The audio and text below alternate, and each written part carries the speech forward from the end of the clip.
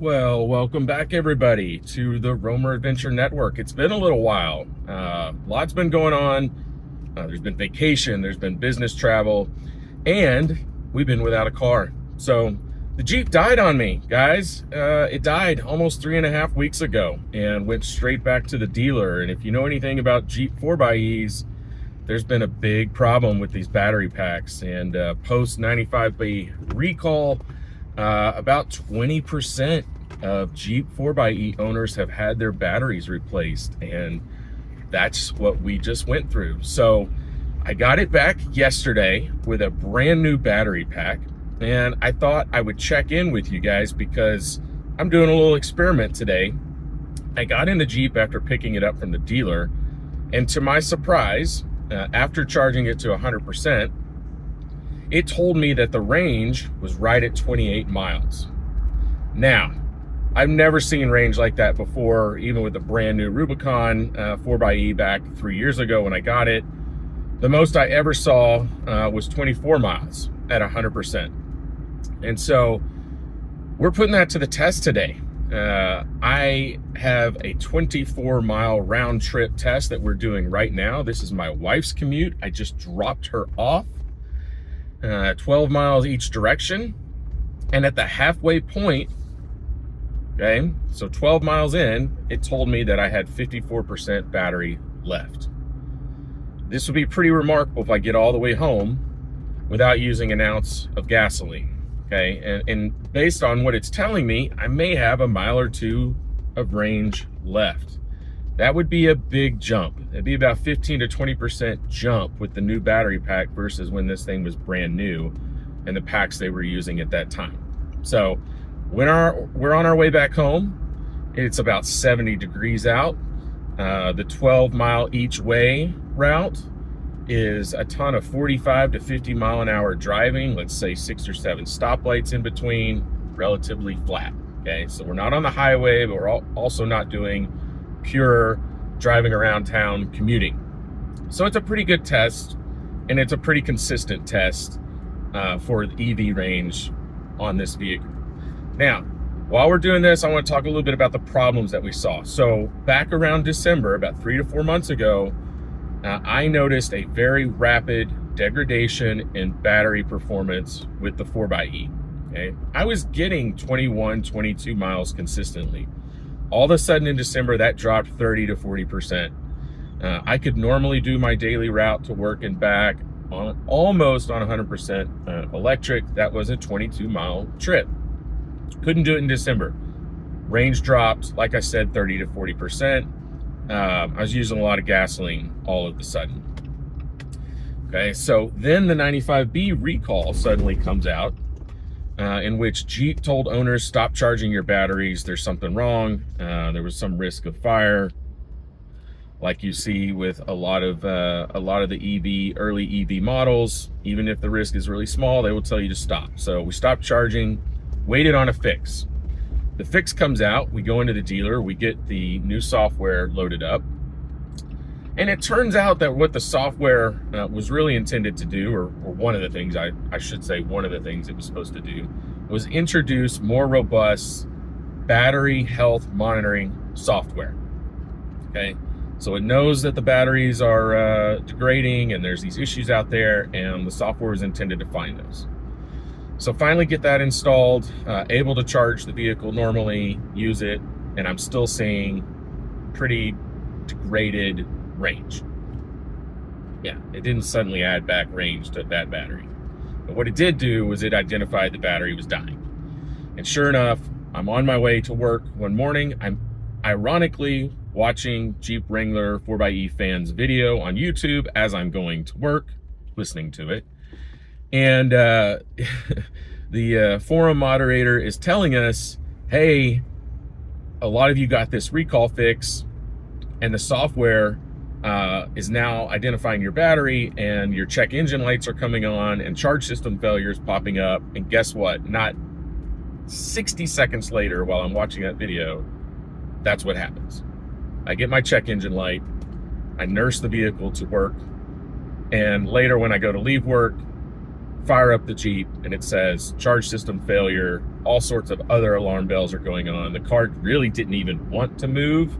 I could tell it was going through a series of engine and electrical system checks, and when it finally got done, it allowed me to drive the vehicle enough to go straight to the dealer, hand them the keys, and say, fix this, figure this out.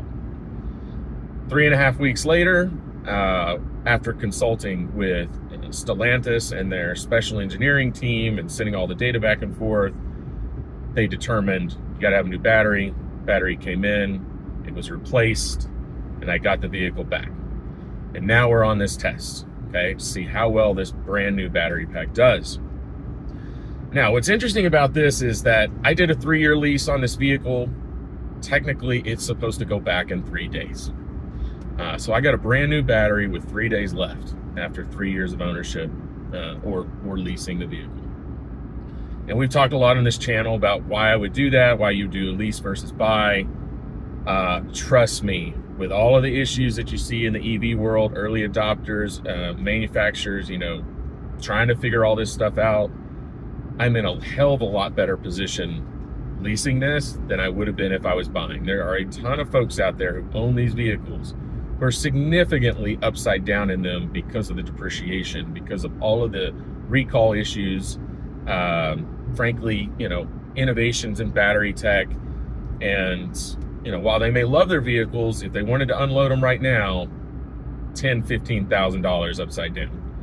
I could, in 3 days, just turn around and hand these keys back. And yeah, I got to pay a fee to do that, but I could walk away from this car and go find something else. I'm not sure that's actually what I'm going to do. I'm really curious, and I know you guys probably are too, how well this new battery pack is going to continue to perform. Am I going to get more consistent EV performance out of the pack? Is it going to switch back and forth like it was doing, the last couple of months, more than I'd like? And if it's going to go further, that's just a bonus. And maybe that's a hint at the type of performance you guys might see in the 25s or even in the new 26s, which are supposed to get a whole new drivetrain in the 4xEs. It looks like it's trending up based on what I'm seeing on this test so far. So I may extend this lease out a couple of months. I might give it another 90 days or 6 months. And the other part of that equation is that there's really nothing else out there for me to jump into that I think you guys would be interested in and that I want to drive. We definitely reserved the Ram Charger. I can't even order that vehicle yet.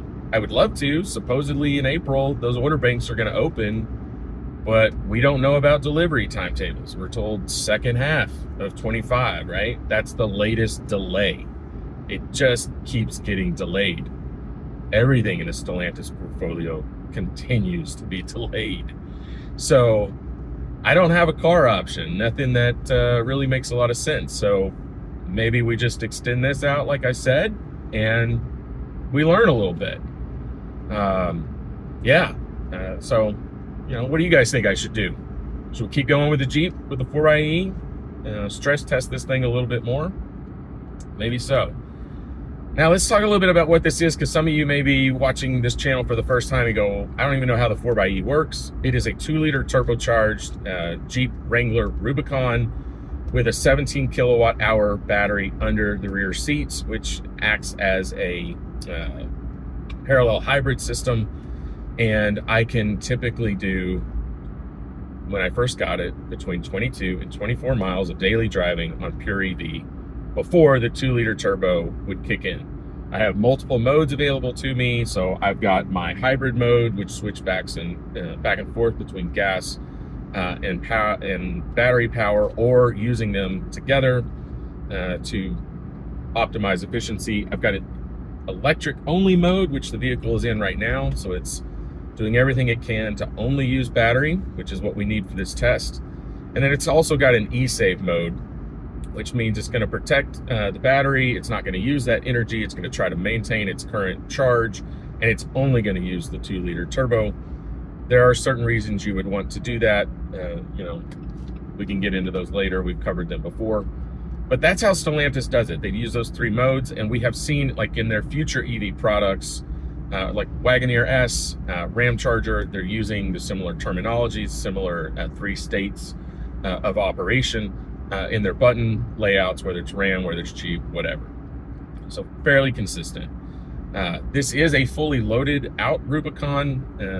It's got almost every option you can think of. LED lighting package, it's got the driver assistance, and a 2 package with the dynamic adaptable cruise control, all the off-road goodies. It's got the Sky One touch roof, which is flipping awesome. If I wasn't doing a video, I would definitely have that open today because it is 70 degrees and perfect outside and a little noisy for you guys. But yeah, that's we've loved the Jeep. It has, when it hasn't had problems and been in the shop, it's been an awesome vehicle for us and all of our adventures. We've done off-roading trips, New Mexico, Arizona, Southern Colorado. We've done Big Bend, Black Gap Road, and a couple other trails. It has towed for us. So we had our camper trailer from Sasquatch XC. We hauled that all over those places. It's a 2,500 pound loaded up, between 2,500 and 3,000 pound adventure trailer. Jeep towed it just fine. But that doesn't mean we haven't had problems along the way. About 12,000 miles in, head gasket on the 2-liter turbo. That was not fun, so we had to have that fixed. We had coolant issues with the air conditioning system. There's a lot of cooling on this vehicle with the hybrid system. That did fail, and it had to go back in and have all of that replaced. We had a rear locker position sensor go out, and the rear locker wouldn't engage. So that took a little while to get fixed. And that actually got triggered, believe it or not, just on a rainy day. So going around a corner, I noticed, I think we were in 4 high, and something kind of slipped in the back, and all of a sudden that error code came up, and on a subsequent trip, we could not get the rear locker to engage. So had to have that fixed. And then we've had all these problems with the hybrid battery as well. And it's been in probably 2 or 3 times just in the last 6 months as we started to see the battery quality go down, having them check everything out. It's been an adventure with the dealers, guys. They really struggle with this stuff. And they'll hand you the keys back and they'll go, no, everything's fine, when the vehicle is going 30% of its, or 30% down from what it should be. And then shortly thereafter, the recall was issued. It goes back, it gets the software, and then the full battery replacement. So, yeah, we were upfront about that, though. This is a little bit of a science experiment. These 4xEs were the first attempt from Jeep at, putting a system like this into a vehicle. I shouldn't say it was their first. I think the Chrysler Pacifica minivan was the first to have the hybrid system in it. So this is a similar type setup, although with a different engine. That was the 3.6. This is 2-liter turbo. We knew that it's a compliance vehicle, basically, for Stellantis, trying to meet all of the CARB emissions and the EPA fuel economy regs, all of that. They sold a ton of these. It's been the #1 selling plug-in hybrid in the US for a couple years now. Most systems like this have had some issues, for sure. Seen a couple of other manufacturers issue recall warnings or don't plug in warnings just in the last 2 weeks. It's not uncommon. The American market does not tolerate any issues, even if they're very, very small. There may be other places in the world where EV technology is advancing rapidly, and you're seeing all these gains in charging power, charging rate, and the ability of these batteries to absorb tremendous amounts of power. But you're also going to see an uptick in issues in those markets. They're playing a little bit on the margins when it comes to safety.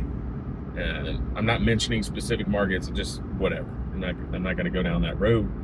But our margin for safety and error is very slim here. And so, the pace of innovation that you see is a little bit different, and our tolerances are much smaller. So you'll see recalls issues left and right. If there's even, one battery fire or two battery fires or whatever. EVs catch on fire at a much smaller pace than ICE engines. That is a well-known, well-researched, well-published reality.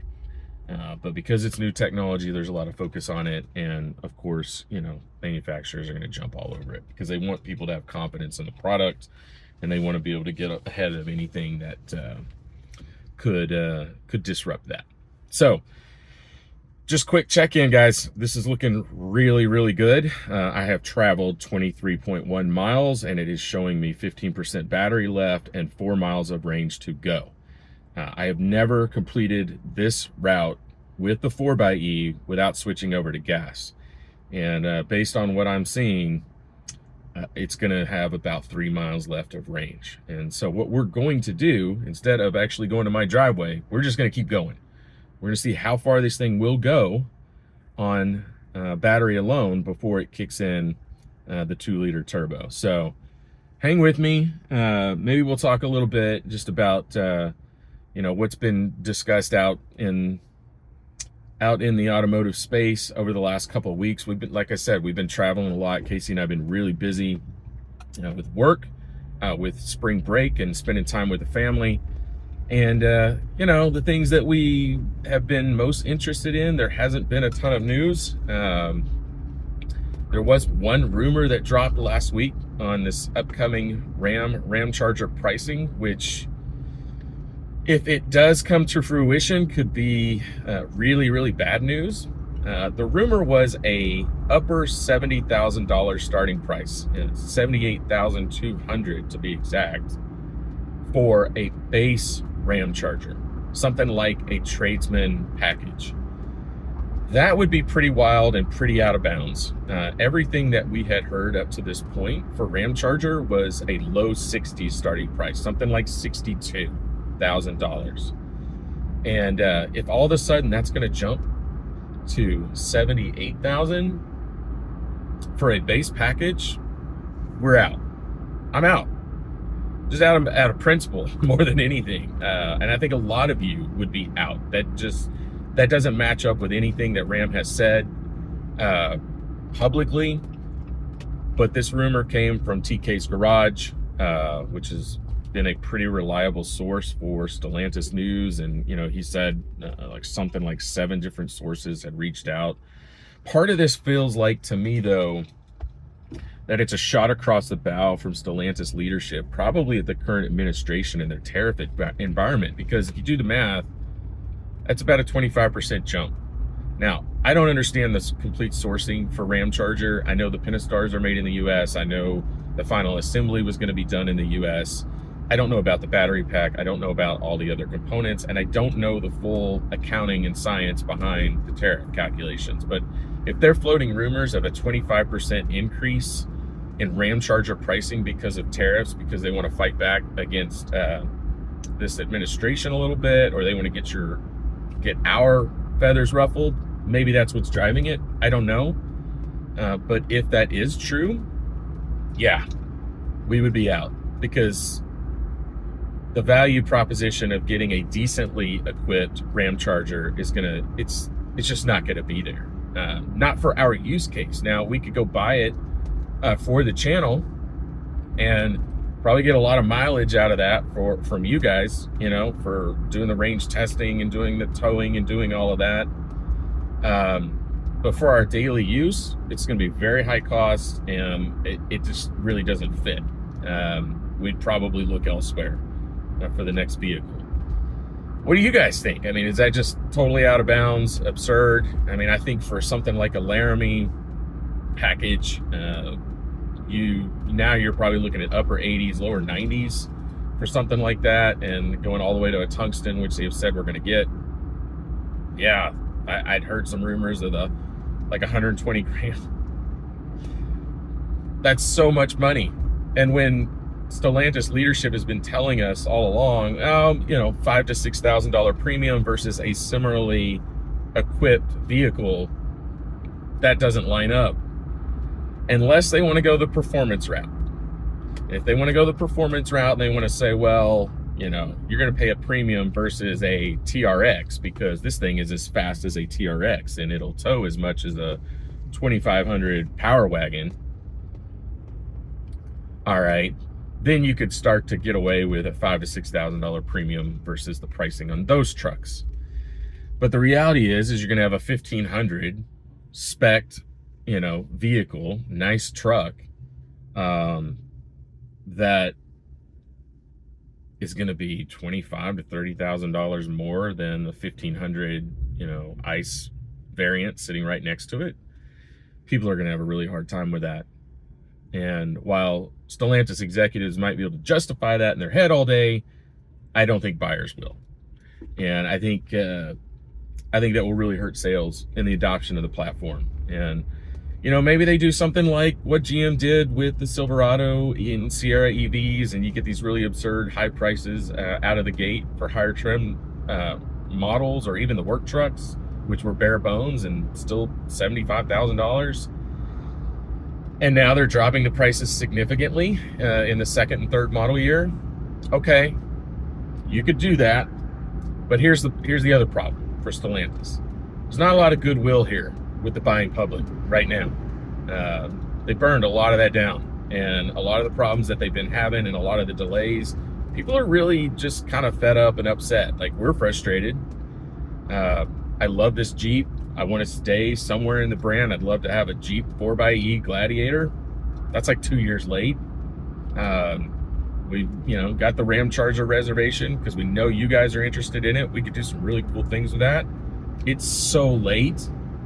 The problems we've had with this vehicle and others have had, the problems the Ram 1500 has had with the inline six and all the wiring harnesses, and, you know, the Jeep Wagoneers have had horrible reliability problems. Like, Stellantis needs to do something to build goodwill back up with the buying public. And I don't think that's coming out with some outrageous premium on this new Ram Charger powertrain. I just don't think that's going to work. I think people are smarter than that, guys. And I think, you know, you guys are going to snuff that out, and it's going to hurt their sales. And you know what? They may not care. They may, in the new world where they're, you know, supposedly going to go build and bring back all of these V8s, they may see dollar signs in that, and they may not want to build a whole lot of these Ram Chargers, maybe because it's too expensive and too risky. And you know what? Maybe it's a sunk cost to them, and they go, what's the point now? We'll do it in limited production, and those who really want one will go get one. They'll pay a premium for it. And yeah, don't have to worry about it. There's a lot going on out here, guys. All right, so quick check-in. I am at 1% battery left. It's showing 1 mile of range, and I just passed 27 miles, okay, on pure battery alone. So it didn't lie up front. It said 27, sometimes 28 miles of range. We just passed 27, and the 2-liter turbo is still very quiet. And again, we're still doing this 40 to 45 mile an hour driving for the most part. And we're going to keep going. 27.4. We're cruising along. I really like this. This is great. Cruised right past home and doing an additional 2 to 3 miles, like I said, on a route where we have never been able to make it fully in a round trip. So whatever this new pack is, I don't know if it's just a, you know, I have no idea. I don't know what's under that back seat now. Is it a slightly larger pack? Did they unlock more of its potential? Because it was a 17 kilowatt hour pack, but only 15 kilowatt, maybe 14 and a half usable. With the new packs, are they giving us more access to that capacity? I couldn't tell you. I just know it's going further. And I'm actually just having to find some random way to drive around the neighborhood here until we're going to push it until this thing kicks back on. I think I'm going to keep this thing for a little while. I think I'm going to keep it. I'm going to watch that performance for a couple of more months and let you guys know how it's going. Sorry, I'm talking a lot. All right, while we wait for this, what do we have coming on the channel? We are definitely going to check in on the Blazer EVs that Casey and I both have in our driveways right now.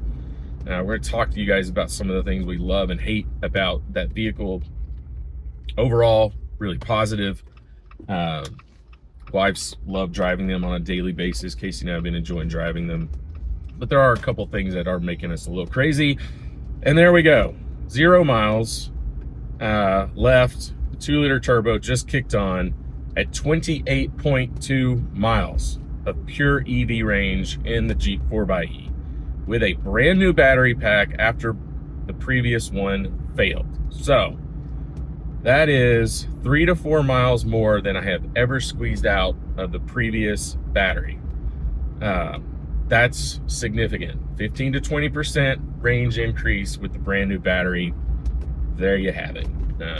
Kind of ideal test conditions, 70 degrees outside, 45, miles per hour driving, a couple of stoplights, things like that. Wow. All right. I didn't think it would do it. I thought it was fool's gold when I got in this morning, but it actually did it. So that's really impressive. Do another test this week because my daily commute is pure highway driving. And so we'll see how it does and how much range it has left when we get home on Monday. All right, guys. Thanks for tuning in. Hope this was somewhat informative for you guys out there looking at this product, or those of you who own it and who are going through your own issues with the 4xe platform. I didn't ask up front, but please subscribe to the channel. We're generating a ton of momentum. We're heading straight for 4,000 subscribers, probably in the next 2 weeks. We'd love for you guys to be a part of that. That's a big number, and appreciate everybody who's been along with us for a while now. So like the video, please subscribe, do all the cool things, and we'll see you on down the road.